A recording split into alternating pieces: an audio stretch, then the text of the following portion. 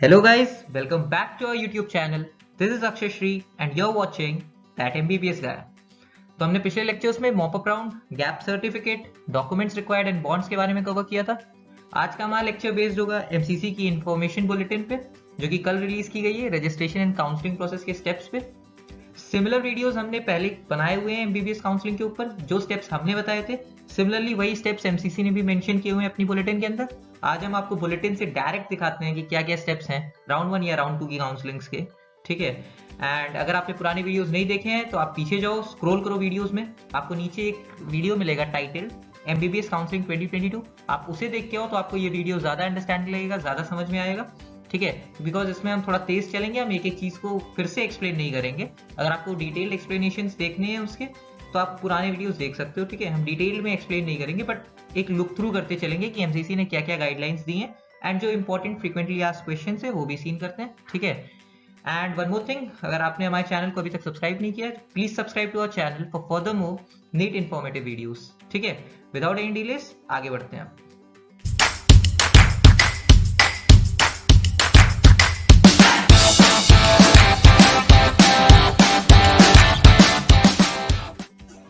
हाँ यस, तो ये हमारे पास आज एमसीसी की ऑफिशियल इंफॉर्मेशन बुलेटिन है जो एमसीसी ने कल रिलीज की थी अपनी रजिस्ट्रेशन एंड काउंसलिंग प्रोसेसेस के लिए।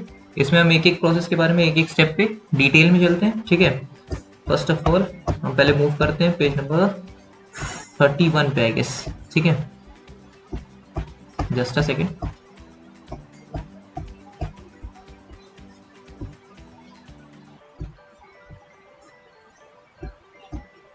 हाँ यस, पेज नंबर 34 पे से स्टार्ट है हमारा रजिस्ट्रेशन एंड काउंसलिंग प्रोसेसेस, ठीक है। हम इसके एक एक स्टेप्स धीरे धीरे मेंशन करते हैं, ठीक है, लाइन से चलेंगे।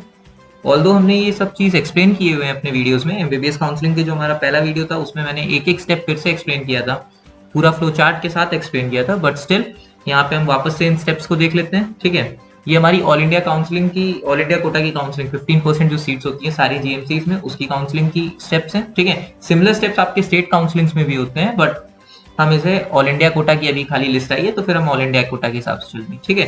अब इस ऑल इंडिया कोटा में आपके central institutes, AIIMS, JIPMER, deemed universities, AMU and BHU इनके भी आ जाते हैं, as well as BSc nursing का आपका जो कोर्स होता है उसकी भी काउंसलिंग इसी के साथ होती है, ठीक है।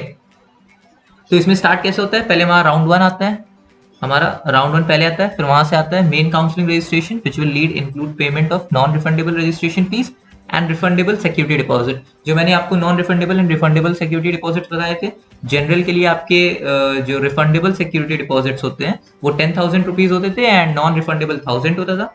सिमिलरली जो आपके ओबीसी, एससी या एसटी के कैंडिडेट्स हैं उनके लिए नॉन रिफंडेबल आपका 500 रुपीज होता था एंड रिफंडेबल आपका 5000 रुपीज होता था, ठीक है। वो आपको अपना जो मनी होता है या सिक्योरिटी डिपॉजिट होता है वो आपको राउंड 1 के पहले अगर आप रजिस्ट्रेशन कराते हो तो रजिस्ट्रेशन के टाइम ही आपको फी पेमेंट करना रहता है, ठीक है।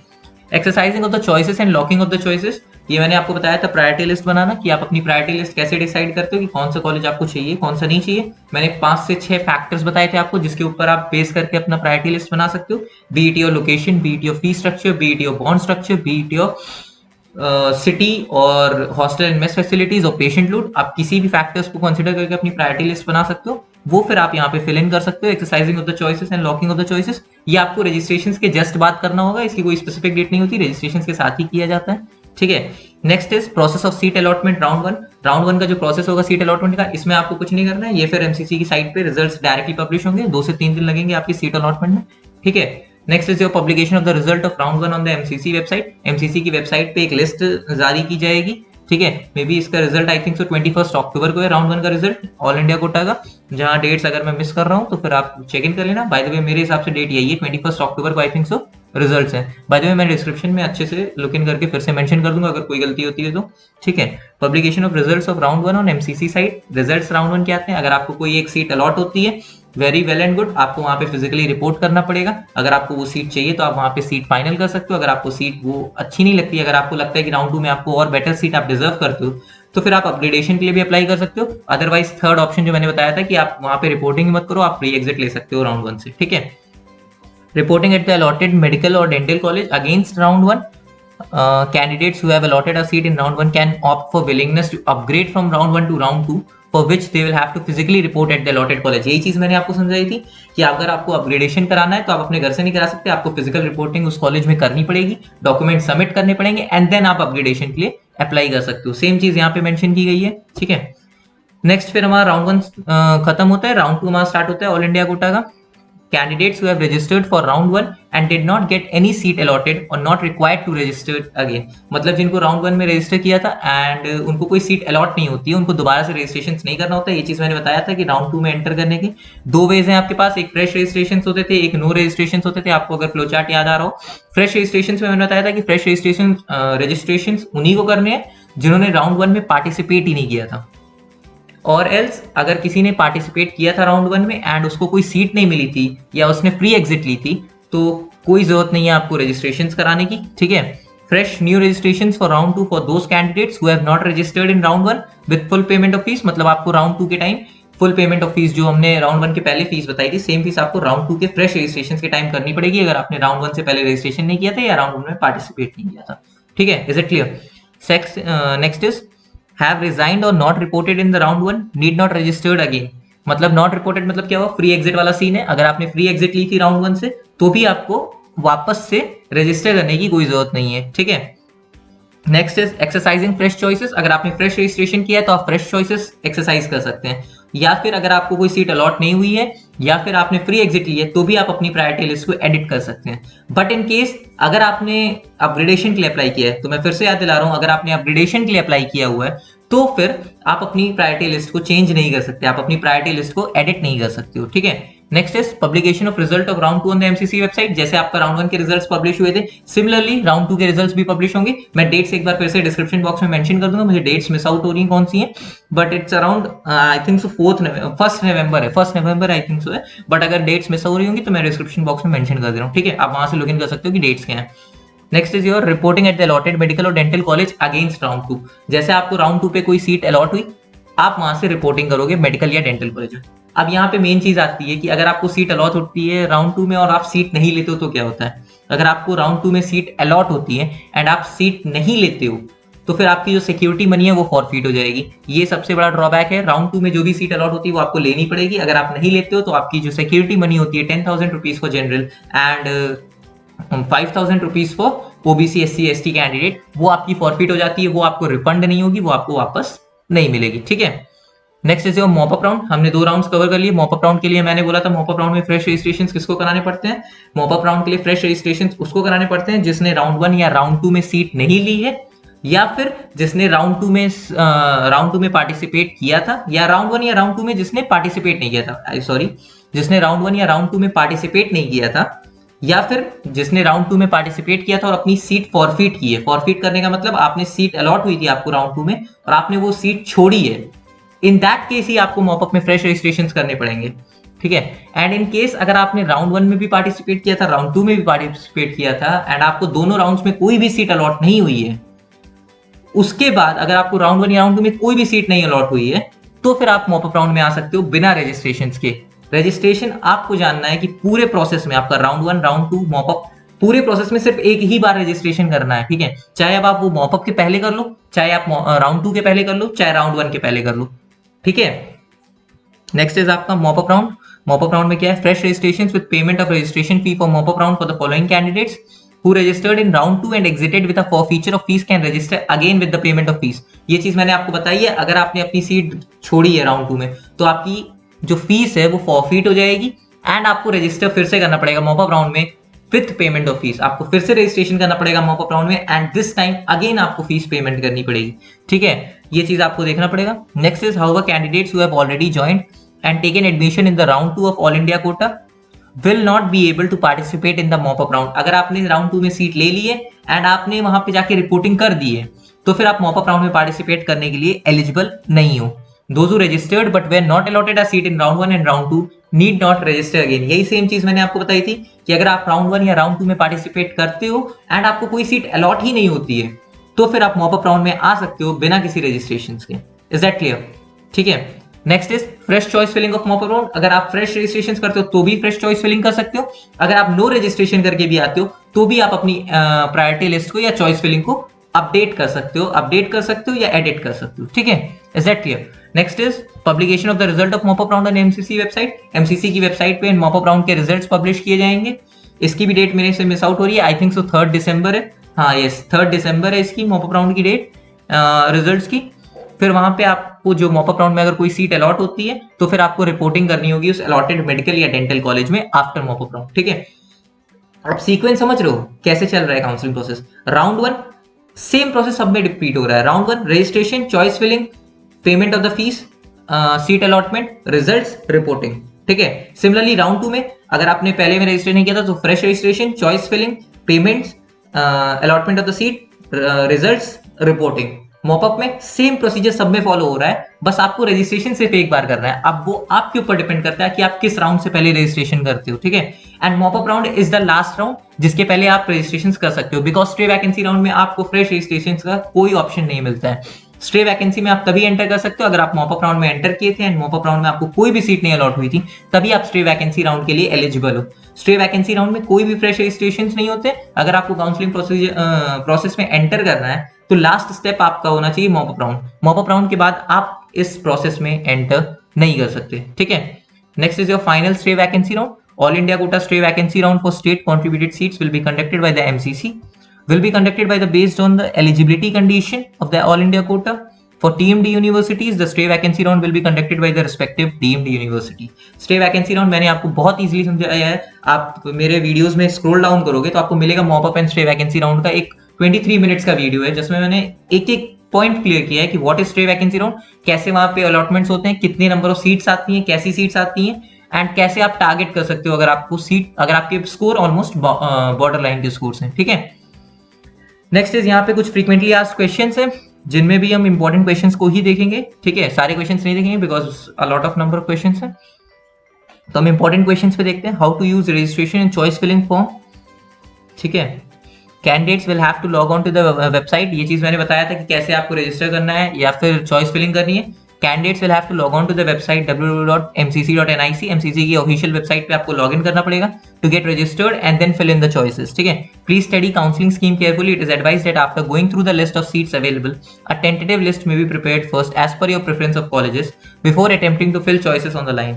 Candidates are advised to read and understand user manual for the candidates carefully before registration. Registration के पहले एक यूजर मैनुअल आएगा, मैं उसको भी एक्सप्लेन करने की ट्राई करूंगा अगर वो मुझे मिलता है तो। वैसे आप यूजर मैनुअल रीड करके फिर आप चॉइसेस फिल करना। सबसे पहले आपको क्या करना है, ऑफिशियल साइट पे जाओगे, आप लॉगिन करोगे वेबसाइट पे एमसीसी की। ठीक है, वहां पे आपको फिर लॉगिन करने के बाद रजिस्ट्रेशन फॉर्म मिलता है। रजिस्ट्रेशन फॉर्म में आप अपनी सारी डिटेल्स फिल करोगे एंड वहां से रजिस्टर करोगे। उसके बाद आपको एक चॉइस फिलिंग के लिए ऑप्शन आता है जहां पे आप आपको अपनी प्रायोरिटी लिस्ट के हिसाब से, अपनी प्रेफरेंसेस के हिसाब से एक लिस्ट तैयार करनी होती है। वहां पे ऑलमोस्ट सारे कॉलेजेस, जितने भी कॉलेजेस हैं इंडिया में, सारे कॉलेजेस की लिस्ट दी हुई कि आपको उसको चूज करके अपनी प्रायोरिटी के हिसाब से प्रेफरेंस ऑर्डर में लगाना है। ठीक है, वहां से फिर आप अपनी प्रायोरिटी लिस्ट बना सकते हो। ठीक है, next is, do I require any documents to get registered online. You will be required to fill up some of the information that you have given on your application form that you filled and submitted to NTA. ठीक है, अब क्या करना है, कौन से documents लगते हैं रजिस्ट्रेशन के टाइम। रजिस्ट्रेशन के टाइम्स में डॉक्यूमेंट्स नहीं लगते हैं बट कुछ डिटेल्स लगती हैं। ठीक है, जो कि आपकी उन डॉक्यूमेंट्स होगी, बेबी और वैलिड आईडी प्रूफ में जो डिटेल्स होती हैं वो चाहिए होंगी उनको, या फिर आपकी क्लास 10th या 12th की मार्कशीट्स में भी कुछ डिटेल्स होगी जिसमें आपके 10th या 12th के परसेंटेजेस पूछे जा सकते हैं, वो हो सकता है रजिस्ट्रेशन के टाइम पे लगी। ठीक है, सो आप डॉक्यूमेंट्स अपने पास रखे रहना, बट एज सच आपको अपलोड नहीं करने हैं कोई डॉक्यूमेंट्स रजिस्ट्रेशन के टाइम। ठीक है, how and when I had to make the payment. ठीक है, after registering for fresh registrations, payment page appears automatically. Candidate can do online payment by net banking, credit card, debit card only after making the payment as per choice. Only after the successful payment, candidate proceeds for choice filling. ये चीज आपको समझ में आई कि जब भी आप fresh registration करते हो, फ्रेश रजिस्ट्रेशन के बाद आपके पास एक पेमेंट्स का ऑप्शन आता है। वो पेमेंट आप नेट बैंकिंग से कर सकते हो, क्रेडिट कार्ड से कर सकते हो या डेबिट कार्ड से कर सकते हो। ठीक है, और जब आप पेमेंट कर देते हो, जब आपकी सक्सेसफुल पेमेंट हो जाती है, उसी के बाद आपके पास चॉइस फिलिंग का ऑप्शन आता है। चॉइस फिलिंग आप पहले नहीं कर सकते, पहले आपको पेमेंट करनी है एंड देन चॉइस फिलिंग का ऑप्शन आपके पास आएगा। ठीक है,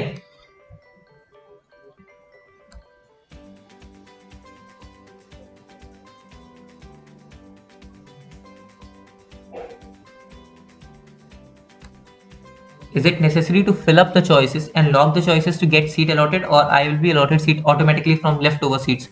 After online registration is compulsory to take part in online allotment process.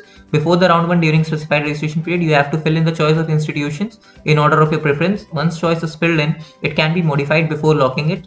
During the choice locking period, it is necessary to lock the choices to get a print of your submitted choices. If a candidate does not lock the choices submitted by him or her, it will be automatically locked as per the schedule.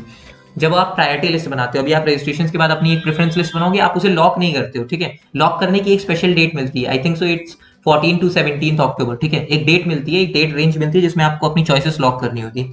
Choices lock करने से पहले आप कई बार अपनी priority list को modify कर सकते हो इफ यू वांट, ठीक है। एंड इन केस अगर आप उस 14 to 17 अक्टूबर के पीरियड के बीच में अपनी चॉइसेस जाके लॉक नहीं करते हो, तो वो ऑटोमेटिकली जो आपने प्रेफरेंस लिस्ट बनाई थी उसी के बेसिस पे लॉक हो जाती है, ठीक है।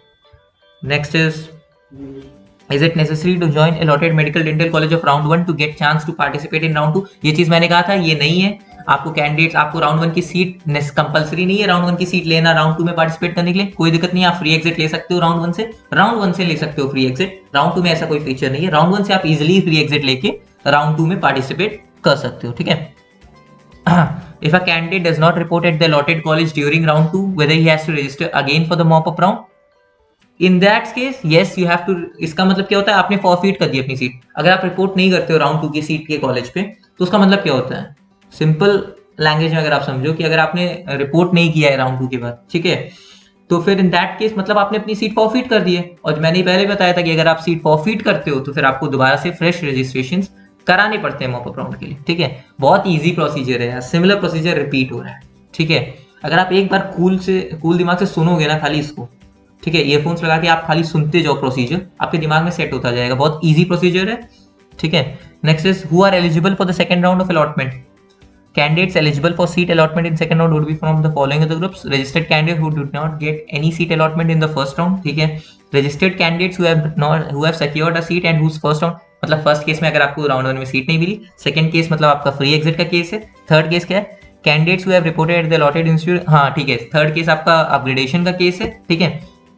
Candidates who have been allotted a seat but not join, ये भी एक आपका फ्री एग्जिट का ही केस बनता है कि आपको सीट अलॉट हुई राउंड 1 में बट आपने ज्वाइन नहीं की। Candidates who have resigned in online mode during the time frame from the allotted seat of the first round of college. Candidates who have resigned in the online mode during the time frame from the allotted seat of first round at the college. मतलब आपने जो first round था, ठीक है, जब आपका first round का seat allot हुआ था उसके बाद रिपोर्टिंग करने से पहले आपने रिजाइन कर दिया, मतलब आप रिपोर्टिंग करने भी नहीं गए एंड आपने एग्जिट कर दी काउंसलिंग, ठीक है, तो फिर आप वापस से राउंड 2 में पार्टिसिपेट कर सकते हो, बट इन दैट केस आपको फ्रेश रजिस्ट्रेशन करने पड़ेंगे, ठीक है। देन ये सारी चीजें तो मैंने ऑलमोस्ट बताई थी। एक ये समझ लीजिए आप, if I forgot my password that I have created during the process of registration, how to retrieve it? To retrieve the forgotten password, system facilitates the following process: the candidate is required to enter the information that he or she filled at the time of registration and then security question. एक security question पूछा जाता है जब भी आप password बनाते हो। आपने बहुत सी साइट्स में देखा होगा जब आप लॉगिन करते हो, पासवर्ड बनाते टाइम आपसे एक security question पूछा जाता है जिसमें आपको फिर अपना एक कोई चूज करना होता है क्वेश्चन एंड उसका आंसर आप अपने हिसाब से देते हो। फिर उस सिक्योरिटी क्वेश्चन एंड आंसर के बेसिस पे आप अपना पासवर्ड रीसेट कर सकते हो, ठीक है। तो इसमें कोई दिक्कत की बात नहीं है कि अगर आप पासवर्ड भूल भी गए तो भी आप अपना पासवर्ड रीसेट कर सकते हो, ठीक है। Next is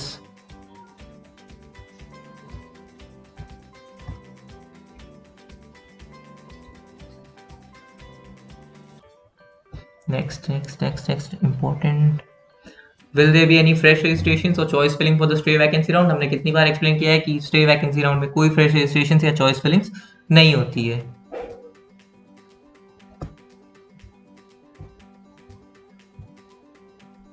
documents required, documents मैंने आपको पहले ही बताया था। सेम डॉक्यूमेंट्स, जो चीज मैंने आपको पिछले लेक्चर्स में बताई थी, सेम डॉक्यूमेंट्स देखिए एमसीसी ने भी अपनी साइट पे निकाली है। That is allotment letter issued by MCC, admit card, result और rank letter, date of birth certificate, अगर आपका matric certificate like class 10th का जो आपका सर्टिफिकेट है उसमें अगर आपकी डेट ऑफ बर्थ अपने ओरिजिनल डेट ऑफ बर्थ से अलग है तो फिर उस केस में आपको डेट ऑफ बर्थ सर्टिफिकेट देना पड़ेगा। Then class 10th certificate, class 12th certificate, class 12th marksheet, 8 passport size photographs, proof of identity मैंने कहा था Aadhaar card, PAN card, driving licence और पासपोर्ट। फॉर एनआरआई कैंडिडेट्स मैंने 3 एडिशनल डॉक्यूमेंट्स बताए थे अगर आपको याद हो उस time, passport copy of the sponsor, sponsorship affidavit and the relationship with the affidavit. relationship affidavit क्या होता है कि जो आपका स्पॉन्सर इंडिया में है उससे आपका रिलेशंस क्या है, ठीक है, ये चीज मैंने आपको बताई थी। मैंने आपको कहा था SC/ST सर्टिफिकेट लगेंगे, अगर आपकी कैटेगरी है तो आपका कैटेगरी सर्टिफिकेट लगेगा, ओबीसी में हो तो आपका ओबीसी सर्टिफिकेट लगेगा, ईडब्ल्यूएस कैंडिडेट है तो ईडब्ल्यूएस सर्टिफिकेट लगेगा, एंड अगर आप एक पीडब्ल्यूडी कैंडिडेट है तो आपका पीडब्ल्यूडी का सर्टिफिकेट जो नीट इशू करता है वो लगता है, ठीक है। नेक्स्ट मैंने बात की थी एप्लीकेशन फॉर्म। फीस के बारे में बहुत सी चीजें, बहुत से डाउट्स होते हैं लोगों के मन में फीस में। एक इंपॉर्टेंट टॉपिक है बिकॉज हाई अमाउंट है, अगर आप पे करते हो एंड कोई दिक्कत हो जाती है तो फिर आपको प्रॉब्लम ना हो, इसलिए मैं इसको एक्सप्लेन करना चाहता हूँ। फर्स्ट ऑफ ऑल फीस के बारे में बात करने से पहले आप जान लो, एक चीज जानो, what is a financial custodian. Financial custodian क्या होता है? एमसीसी जब भी रजिस्ट्रेशन एमसीसी जब भी काउंसलिंग्स कराती है, ठीक है, तो एक फाइनेंशियल कस्टोडियन रखती है जो कि डील करता है किस मैटर्स से, आपके जो मनी मैटर्स होते हैं, जो रिफंडेबल नॉन रिफंडेबल मनीज कलेक्ट करना होता है एंड फिर वापस उसको रिफंड करना होता है, उन सब के लिए एक फाइनेंशियल कस्टोडियन होता है। अब यहाँ पे फाइनेंशियल कस्टोडियन कौन है? HLL life care limited, a government of India undertaking under ministry of health and family welfare is the financial custodian, ठीक है। जो आपका फाइनेंशियल कस्टोडियन है वो कौन है? एक गवर्नमेंट ऑफ इंडिया की ब्रांच है, ठीक है। अब इसकी साइट्स यहाँ पे मेंशन है, ये साइट्स आप नोट डाउन कर सकते हो, ठीक है, बहुत इंपॉर्टेंट साइट्स हैं बिकॉज ये साइट्स आपको यूज में तब आएंगे अगर आपको कोई भी रिफंड रिलेटेड प्रॉब्लम्स आती हैं, तो आप इन साइट्स पे जाके कंप्लेन कर सकते हो, ठीक है। यहाँ पे एक टोल फ्री नंबर भी दिया हुआ है एंड ऑल्सो साइट्स दी हुई है, ठीक है, जहाँ पे आप कॉल करके या बाई टेक्स्ट आप रिपोर्ट कर सकते हो अगर आपको कोई भी दिक्कत आ रही है अपने रिफंड प्रोसेस में या आपको कोई भी दिक्कत आ रही है अपने पेमेंट्स में, ठीक है। ये सबसे इंपॉर्टेंट पॉइंट है कि फाइनेंशियल कस्टोडियन कौन है, एंड अगर आपको कोई भी मनी रिलेटेड प्रॉब्लम हो रही है रजिस्ट्रेशन के टाइम या काउंसलिंग के टाइम, तो फिर आप इससे डिस्कस कर सकते हो या डील कर सकते हो डायरेक्टली, कि आपको अपनी जो कंप्लेंट्स फाइल करनी है वो आप यहाँ पे कंप्लेंट फाइल कर सकते हो कि अगर आपको रिफंड नहीं मिला है या फिर आपके पेमेंट्स में कोई दिक्कत आ रही है, आपके पेमेंट सक्सेसफुल नहीं हो रहे हैं, ठीक है।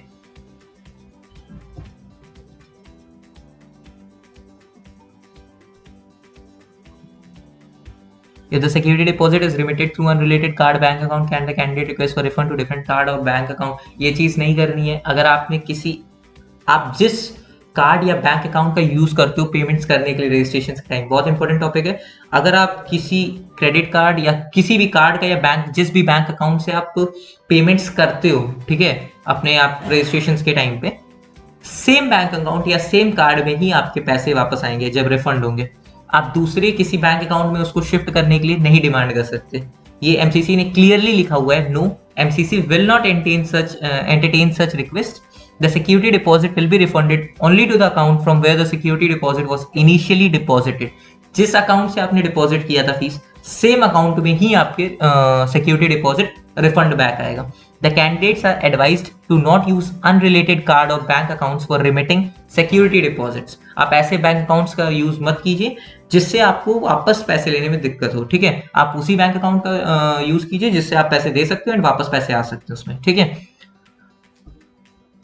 What happens if the candidate by mistake makes more than one payment for the same roll number? ये बहुत सी बार लोगों से होता है, बहुत से कैंडिडेट से होता है कि आप टैप कर दो एंड 2-3 बार आप टैप कर देते हो पेमेंट्स पे, तो पेमेंट्स आपकी एक से ज्यादा बार हो जाती हैं। तो इन दैट केस क्या होता है? Candidate can approach the financial custodian after 10 days of closing of registration window.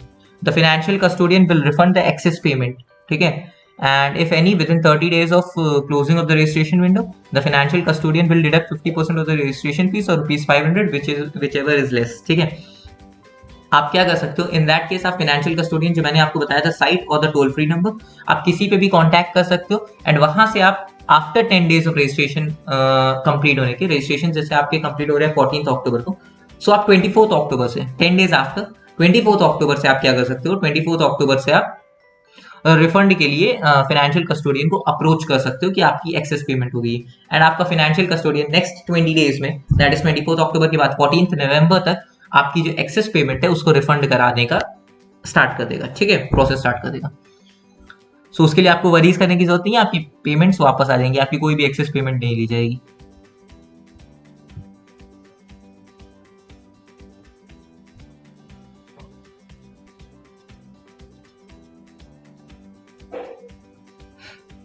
Will MCC pay interest on the refundable security deposits? ऐसे क्वेश्चंस भी होते हैं। ऑफ कोर्स एमसीसी आपको इंटरेस्ट तो नहीं देगी जो आपका रिफंडेबल सिक्योरिटी डिपॉजिट जितने भी मंथ्स के लिए रखी होगी, ठीक है।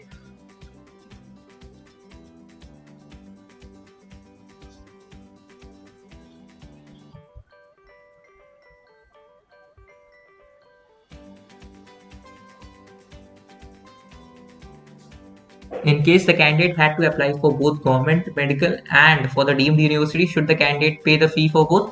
ये चीज मैंने पहले भी एक्सप्लेन की थी कि अगर आपको दोनों में अप्लाई करना है, डीम्ड यूनिवर्सिटीज में भी एंड ये आपके एम्स में भी और ऑल इंडिया या नॉर्मल जीएमसीज में भी, तो इन दैट केस आपको केवल डीम्ड की फीस भरनी है। जो डीम्ड की फीस आपकी 2 लाख रुपीज थी आई गेस, हाँ, जो आपकी डीम्ड की 2 लाख रुपीज सिक्योरिटी डिपॉजिट था या 5,000 रुपीज काउंसलिंग रजिस्ट्रेशन फीस थी, आपको केवल ये फीस जमा करनी है एंड आपको जो नॉर्मल 10,000 या 5,000 वाली फीस है वो नहीं सबमिट करनी है। ठीक है, ये चीज मैंने आपको पहले भी एक्सप्लेन की थी, यही चीज यहाँ पे लिखी हुई है। नेक्स्ट एक और FAQ था आई गेस, हाँ, what does exit with forfeiture mean in the second round and subsequent round of counseling? Exit with forfeiture means if a candidate is allotted a seat in the second round or subsequent round of counseling and does not want to join the allotted seat, he can still exit with a forfeiture.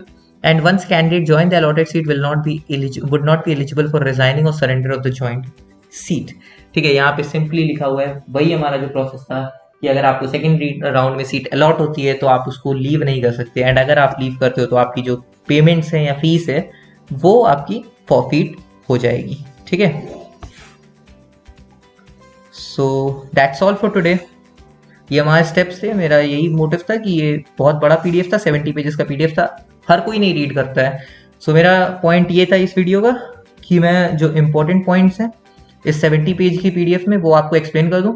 यहाँ से यहाँ तक के important points हैं, और भी चीजें हैं, अगर आपको ओबीसी सर्टिफिकेट्स के बारे में देखना है, ईडब्ल्यूएस सर्टिफिकेट्स के बारे में देखना है, सबके फॉर्मेट्स दिए हुए हैं यहाँ पे। ठीक है, ये पीडब्ल्यूडी सर्टिफिकेट का फॉर्मेट था आपका। देन अभी आप आगे आओगे तो ये देखिए ओबीसी एनसीएल सर्टिफिकेट का फॉर्मेट्स दिए हुए हैं, यहाँ पे एससी एसटी सर्टिफिकेट के फॉर्मेट दिए हुए हैं। सिमिलरली आपका ईडब्ल्यूएस सर्टिफिकेट का प्रोफोमा दिया है, प्रोफोमा मीन्स योर फॉर्मेट दिया हुआ है कि आप कैसे ईडब्ल्यूएस सर्टिफिकेट बनवाते हो। ठीक है, सिमिलरली बहुत सी इंपॉर्टेंट चीजें इसमें मेंशन है, अगर आपके पास टाइम है तो आप इसको रीड जरूर करना। ठीक है, इन केस आपके पास टाइम नहीं है, वैसे मैंने इंपॉर्टेंट चीजें इसमें आपको बता दी है कि क्या इंपॉर्टेंट हो सकती है। इंपॉर्टेंट चीजें आपकी फीस एंड काउंसलिंग प्रोसीजर से रिलेटेड थी, सो मैंने इंपॉर्टेंट चीजों पे कवर कर दिया है। बट स्टिल अगर आपके पास टाइम है आप इस पीडीएफ को रीड जरूर करना, ये एमसीसी की साइट पे ये पीडीएफ अवेलेबल है।